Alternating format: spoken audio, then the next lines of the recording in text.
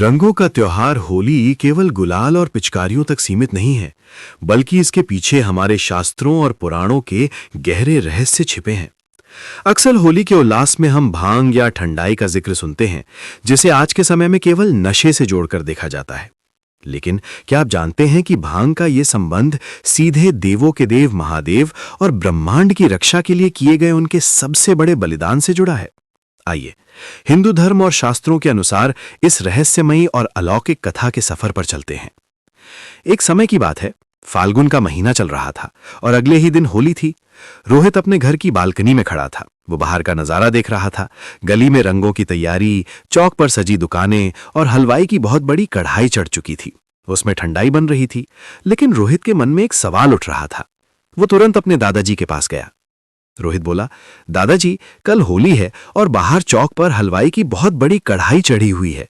मैं देख रहा था कि वहां ठंडाई बन रही है, लेकिन सब लोग कह रहे थे कि उसमें खास भांग भी मिलाई जाएगी। मुझे एक बात समझ नहीं आती। होली तो रंगों का त्योहार है, होलिका दहन प्रहलाद की कहानी से जुड़ा है, तो फिर यह भांग पीने का रिवाज कहां से आ गया?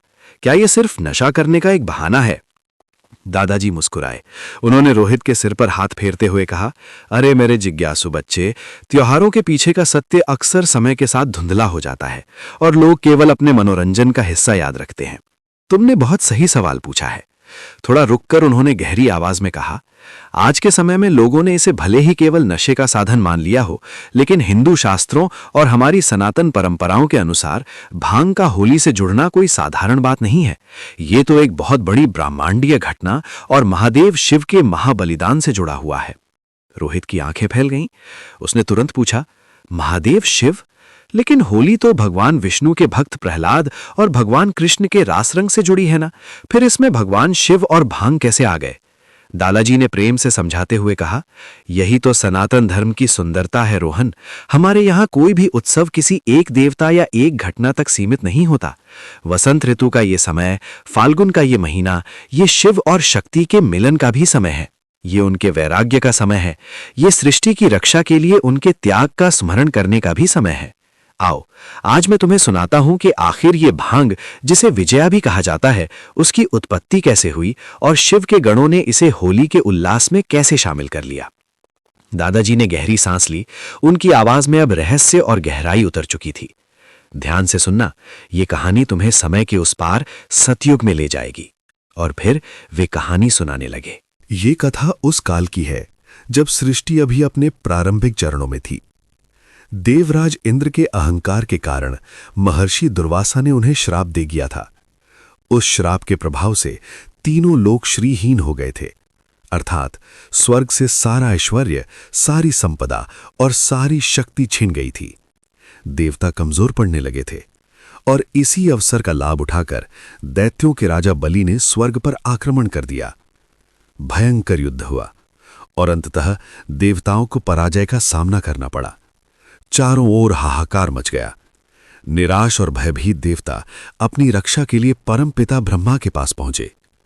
ब्रह्मा जी ने स्थिति की गंभीरता को समझा और वे सभी देवताओं को साथ लेकर भगवान विष्णु के पास क्षीर सागर पहुंचे।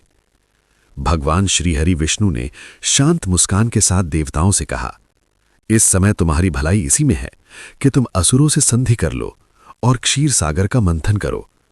उस समुद्र मंथन से अमृत निकलेगा। उसे पीकर तुम अमर और अजय हो जाओगे। लेकिन समुद्र मंथन कोई साधारण कार्य नहीं था। मंदाराचल पर्वत को मथानी बनाया गया और नागराज वासुकी को रस्सी के रूप में प्रयोग किया गया। एक और देवता और दूसरी ओर असुर वासुकी को पकड़कर पूरी शक्ति से खींचने लगे। मंदाराचल पर्वत घूमने लगा। समुद्र में भयंकर कोलाहल मच गया। लहरें आकाश को छूने लगी।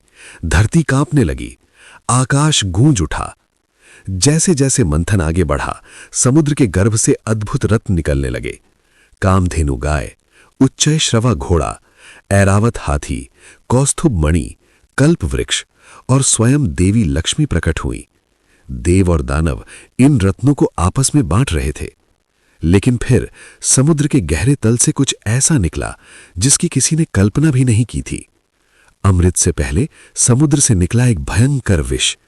उसका नाम था हलाहल, जिसे कालकूट भी कहा जाता है। ये कोई साधारण जहर नहीं था। ये सृष्टि के सभी नकारात्मक तत्वों, सभी पापों, सभी संतापों का सबसे भयंकर रूप था। जैसे ही वो हलाहल बाहर आया, उसकी प्रचंड गर्मी और जहरीली गैसों से पूरे ब्रह्मांड में आग फैलने लगी। स्वर्ग, पृथ्वी और पाताल, तीनों लोक उस विष की भयंकर तपन से जलने लगे।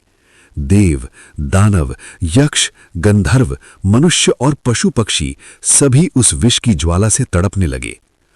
उस विष का रंग इतना गहरा नीला था कि उसे देखने मात्र से आंखों की रोशनी छिन जाती थी।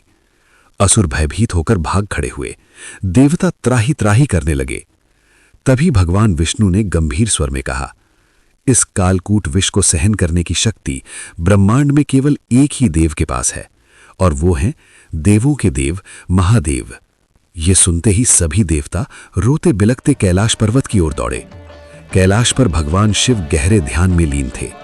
चारों ओर अद्भुत शांति थी। बर्फीली ठंडी हवाएं बह रही थी। सृष्टि जैसे उनके ध्यान में स्थिर हो गई थी। देवताओं की करुण पुकार सुनकर भोलेनाथ ने धीरे से अपने नेत्र खोले। देवताओं ने स्तुति करते हुए कहा, हे नीलकंठ, हे महाकाल, सृष्टि जल रही है। हलाहल विष ने पूरे ब्रह्मांड को अपने आघोष में ले लिया है। यदि आपने हमारी रक्षा नहीं की तो यह संपूर्ण चराचर जगत आज ही भस्म हो जाएगा।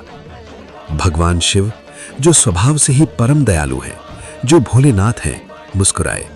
उन्होंने शांत स्वर में कहा, देवताओं, भयभीत मत हो। इस सृष्टि की रक्षा करना मेरा परम कर्तव्य है। क्षण भर में शिव समुद्र मंथन के उस स्थान पर प्रकट हुए जहां वो भयंकर हलाहल उबल रहा था। बिना एक पल की देरी किए भगवान शिव ने उस उबलते हुए ब्रह्मांड को भस्म कर देने वाले विष को अपनी अंजुली हथेलियों में भरा और उसे पी गए। देवता स्तब्ध रह गए, लेकिन शिव जानते थे यदि ये विष उनके पेट में चला गया तो उनके हृदय में निवास करने वाले संपूर्ण चराचर ब्रह्मांड का नाश हो जाएगा। इसलिए अपनी दिव्य यौगिक शक्ति से उन्होंने उस प्रचंड विष को अपने कंठ में ही रोक लिया। विष का प्रभाव इतना भयंकर था कि भगवान शिव का हिम जैसा श्वेत कंठ नीला पड़ गया। उसी क्षण से वे नीलकंठ कहलाए। सृष्टि बच गई। देवताओं ने राहत की सांस ली। लेकिन ये महाबलिदान यही समाप्त नहीं हुआ। कहानी अभी बाकी है। असल में भांग की कहानी यहीं से शुरू होती है। हलाहल विष गले में तो रुक गया, लेकिन उसकी प्रचंड गर्मी से भगवान शिव का शरीर तपने लगा।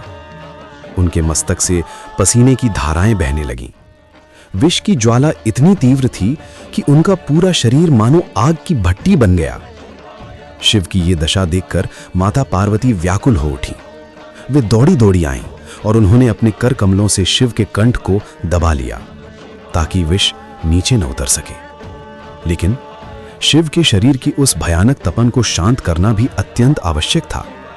सभी देवता चिंतित हो गए कि अब क्या किया जाए, प्रभु की ये जलन कैसे कम होगी। तब देवताओं ने भगवान शिव का जलाभिषेक प्रारंभ किया। गंगा, यमुना, सरस्वती, सभी पवित्र नदियों का शीतल जल शिव के मस्तक पर अर्पित किया जाने लगा। फिर भी विष की तपन पूर्णतः शांत नहीं हो रही थी। तब भगवान विष्णु और आयुर्वेद के जनक भगवान धन्वंतरी के निर्देश पर देवता हिमालय के घने वनों की ओर दौड़े। वे ऐसी जड़ी बूटियों की खोज करने लगे जिनकी तासीर अत्यंत शीतल हो, जो हलाहल विष के ताप को सोख सके। उसी समय उन्हें हिमालय की वादियों में कुछ विशिष्ट वनस्पतियां मिली। बिल्वपत्र, धतूरा और एक विशेष शीतल पौधा जिसे भांग कहा गया। शास्त्रों में वर्णन मिलता है कि जब समुद्र मंथन से अमृत कलश निकला था तो अमृत की कुछ बूंदें पृथ्वी पर गिरी थीं और उन्हीं अमृत बूंदों से भांग के पौधे की उत्पत्ति हुई। अथर्ववेद में भी भांग को पृथ्वी की 5 पवित्र वनस्पतियों में स्थान दिया गया है, जो दुखों का नाश करती है और मुक्ति का मार्ग प्रशस्त करती है। देवताओं ने तुरंत भांग की पत्तियों को पीसा। उसमें बेलपत्र, शीतल दूध और पवित्र जल मिलाकर एक दिव्य औषधि तैयार की गई। जब ये भांग का शीतल लेप और घोटा हुआ पेय भगवान शिव को अर्पित किया गया और उनके मस्तक पर लगाया गया, तो शिव के शरीर की वो प्रचंड ज्वाला धीरे धीरे शांत होने लगी। भांग की शीतल तासीर ने हलाहल विष की गर्मी को काट दिया। भगवान शिव को असीम शांति प्राप्त हुई। वे उस पीड़ा से मुक्त होकर एक दिव्य आनंदित समाधि में लीन हो गए। इस घटना से प्रसन्न होकर भगवान शिव ने भांग को अपना प्रिय प्रसाद घोषित किया। उन्होंने कहा, जो भी भक्त सच्चे मन से मुझे ये वनस्पति अर्पित करेगा, मैं उसके मानसिक संताप और दुख हर लूंगा। अब तुम सोच रहे होगे, इस घटना का होली से क्या संबंध है? जब भगवान शिव की ज्वाला शांत हुई और वे आनंदित अवस्था में स्थित हुए, तब कैलाश पर्वत पर एक महान उत्सव प्रारंभ हुआ। शिव के गण, भूत, पिशाच, यक्ष, गंधर्व, नंदी और भृंगी सभी आनंद से झूम उठे। उनके स्वामी का कष्ट दूर हो गया था। गणों ने खुशी में एक दूसरे पर भस्म और राख उड़ानी शुरू कर दी। जंगलों से रंग बिरंगे फूल लाए गए, उनसे प्राकृतिक रंग बनाए गए और वे रंग एक दूसरे पर फेंके जाने लगे। स्वर्ग से देवताओं ने पुष्प वर्षा की। चारों ओर ढोल, नगाड़े और डमरू बज उठे। यह एक ऐसा उत्सव था जिसमें कोई ऊंच नीच नहीं थी, न देव और दानव का भेद, न अमीर और गरीब का अंतर। शिव के गणों ने भांग का प्रसाद ग्रहण किया और उस अलौकिक आनंद में डूबकर नृत्य करने लगे। वो उल्लास, वो उन्मुक्त नृत्य, राख और रंगों का खेल और सब कुछ भूलकर दिव्य आनंद में डूब जाना, यही थी हमारी पहली होली। जब हम फाल्गुन मास की बात करते हैं, इसी समय महाशिवरात्रि का पर्व आता है। महाशिवरात्रि शिव के विवाह और उनके ज्योतिर्लिंग रूप में प्रकट होने का दिन, और उसके कुछ ही दिनों बाद आती है फाल्गुन पूर्णिमा की होली। होली केवल रंगों का त्योहार नहीं है, यह प्रकृति में परिवर्तन का प्रतीक है। सर्दियां विदा ले रही होती हैं, गर्मियां दस्तक दे रही होती हैं। आयुर्वेद के अनुसार बसंत ऋतु में कफ दोष बढ़ जाता है, जिससे शरीर में सुस्ती और रोग उत्पन्न हो सकते हैं। हमारे ऋषि मुनि महान वैज्ञानिक थे। उन्होंने धर्म और विज्ञान को एक साथ पिरोया। होली के इस उत्सव में ठंडाई और भांग को औषधि के रूप में जोड़ा गया, ताकि ऋतु परिवर्तन के प्रभाव को संतुलित किया जा सके। जब लोग होली पर भांग ग्रहण करते हैं, तो उसका उद्देश्य केवल नशा करना नहीं होता। उसके पीछे वो पौराणिक स्मृति है कि हम स्वयं को शिव के गण मानकर उनके उस महान बलिदान को स्मरण कर रहे हैं। हम भांग के माध्यम से शिव के उसी आनंद, उसी वैराग्य और उसी निर्भीकता को अनुभव करने का प्रयास करते हैं। होली सामाजिक बंधनों को तोड़ने का पर्व है। इस दिन राजा और रंक एक हो जाते हैं। सब एक ही रंग में रंगे होते हैं। पहचानना कठिन हो जाता है कौन अमीर है, कौन गरीब। भगवान शिव का दरबार भी ऐसा ही है। वहां कुबेर भी हैं और शमशान में रहने वाले गण भी। भांग उसी शिव तत्व का प्रतीक है जो ऊंच नीच के भेद को मिटा देता है। प्राचीन समय में जब होली पर भांग बनाई जाती थी, तो वो एक अनुष्ठानिक प्रक्रिया होती थी। बादाम, काजू, पिस्ता, खसखस, गुलाब की पंखुड़ियां, काली मिर्च, सौंफ, इलायची, इन सबको सिलबट्टे पर प्रेम से पीसा जाता था। फिर अत्यंत संतुलित मात्रा में भांग की पत्तियां मिलाई जाती थीं। ये पेय पहले भगवान शिव को अर्पित किया जाता था, फिर प्रसाद के रूप में बांटा जाता था। शास्त्रों में भांग को विजया कहा गया है, क्योंकि ये मन के विकारों पर विजय पाने का प्रतीक है। इसलिए जब अगली बार आप होली मनाएं, तो केवल रंग न देखें, उसके पीछे छिपे शिव के महाबलिदान को याद करें। वो नीलकंठ जिसने स्वयं जलकर पूरे ब्रह्मांड को बचाया। यही है होली का आध्यात्मिक रहस्य। तो मित्रों, होली केवल रंगों का खेल नहीं है। ये केवल मस्ती और उत्सव का दिन नहीं है। ये उस त्याग की स्मृति है जिसने ब्रह्मांड को विनाश से बचाया। जब भी आप रंगों में भीगें, तो एक क्षण के लिए आंखें बंद करें और उस नीलकंठ को याद करें जिसने हलाहल को अपने कंठ में रोक लिया ताकि ये सृष्टि जीवित रह सके। हम सबके भीतर भी एक हलाहल है, क्रोध का, अहंकार का, ईर्ष्या का, भय का। और महादेव हमें यही सिखाते हैं, उसे निगलो मत, उसे बाहर भी मत उगलो, उसे अपने कंठ में रोककर उसे शक्ति में बदल दो। यही है शिव का मार्ग, यही है होली का वास्तविक अर्थ। जब रंग आपके चेहरे पर लगे, तो समझिए कि वे केवल गुलाल नहीं है, वे उस आनंद का प्रतीक है जो शिव ने विषपान के बाद पाया। जब ठंडाई का प्रसाद ग्रहण करें, तो याद रखिए, ये केवल एक पेय नहीं है, ये उस शीतलता का प्रतीक है जिसने महादेव की ज्वाला को शांत किया था। होली हमें सिखाती है, भेद मिटाओ, अहंकार जलाओ और प्रेम में रंग जाओ, क्योंकि अंत में न कोई देव है न दानव, सब उसी एक परम चेतना के अंश है। यदि आपको यह आध्यात्मिक कथा और इसका गहरा रहस्य पसंद आया हो, तो इस वीडियो को लाइक करें, इसे अपने परिवार और मित्रों के साथ अवश्य साझा करें, ताकि होली का वास्तविक अर्थ हर हृदय तक पहुंच सके। ऐसी ही गहराई भरी, शास्त्रों से जुड़ी और जीवन को बदल देने वाली कथाएं सुनने के लिए एसपी मोटिवेशनल वर्ल्ड चैनल को सब्सक्राइब करें। नीचे कमेंट में अवश्य लिखें हर हर महादेव, ताकि ये दिव्य ऊर्जा हम सब तक पहुंचे। दोस्तों, इस वीडियो में बस इतना ही। मिलते हैं अगले दिव्य ज्ञान के सफर में। तब तक अपने भीतर के हलाहल को पहचानिए और उसे शिव की तरह शक्ति में बदल दीजिए। राधे राधे। हर हर महादेव।